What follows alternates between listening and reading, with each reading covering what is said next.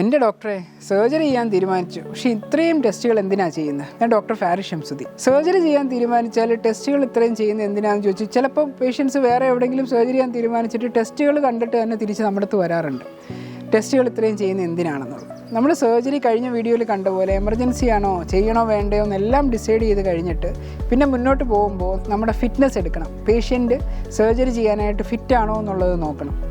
പലപ്പോഴും എമർജൻസി ആകുമ്പോൾ നമുക്കെല്ലാം ചെക്ക് ചെയ്യാൻ പാടായിരിക്കും. ഒരു ആക്സിഡൻറ്റ് വന്നു, വയറിനകത്ത് ഇൻറ്റേർണൽ ബ്ലീഡിങ് ഉണ്ടായി, പെട്ടെന്ന് സർജറി ചെയ്യണം. അതിന് നമ്മൾ ഒരുപാട് ടെസ്റ്റുകൾ ചെയ്തിട്ട് വെയിറ്റ് ചെയ്യാനുള്ള ടൈം നമുക്കില്ല.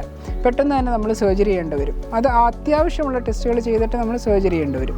പക്ഷേ ഇലക്റ്റീവ് സർജറി എന്ന് പറയുന്ന ഒരു സർജറിക്ക് നമ്മളെല്ലാ ടെസ്റ്റുകളും മുന്നേ ചെയ്യണം.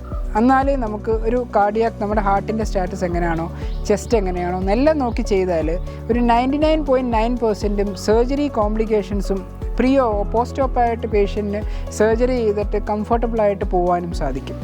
നന്ദി.